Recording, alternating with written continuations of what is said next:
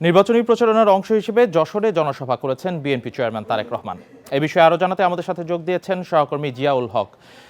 জিয়াউল, তারেক রহমান নির্বাচনী জনসভায় যশোরে আজকে মূলত কোন বিষয়গুলো অ্যাড্রেস করেছেন এবং তিনি কি প্রতিশ্রুতি দিয়েছেন? আরেকটি বিষয়, নির্বাচনে ভোট গণনা নিয়ে তিনি ছলচাতুরির আশঙ্কা করছেন। তিনি আসলে কি ধরনের ছলচাতুরি বা ষড়যন্ত্রের আশঙ্কা দেখছেন?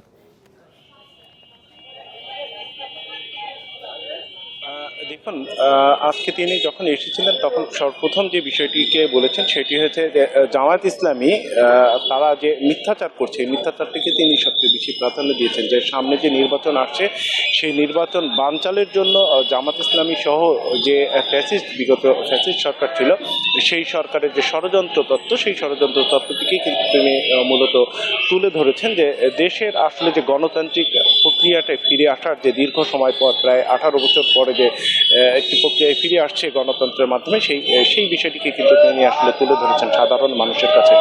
এবং তিনি সেক্ষেত্রে কিন্তু বলেছেন যে নির্বাচন বানচালের যে চেষ্টা চলছে দেশি এবং বিদেশি শক্তি, তারা কিন্তু যে ধরনের অপতৎপরতা চালাচ্ছে, এই অপতৎপরতা থেকে সাধারণ মানুষ যাতে মুক্তি পায় বা এই অপতৎপরতা থেকে সাধারণ মানুষ যাতে সজাগ থাকে এবং সেখান থেকে তারা তাদের ভোটাধিকার প্রয়োগের মাধ্যমে বিএনপিকে পুনরায় রাষ্ট্র ক্ষমতায় নিয়ে আসার জন্য কিন্তু যে সমস্ত এখানে নেতাকর্মী এসেছিলেন এবং সাধারণ মানুষ যারা আছেন তাদেরকে তিনি কিন্তু আহ্বান জানিয়েছেন।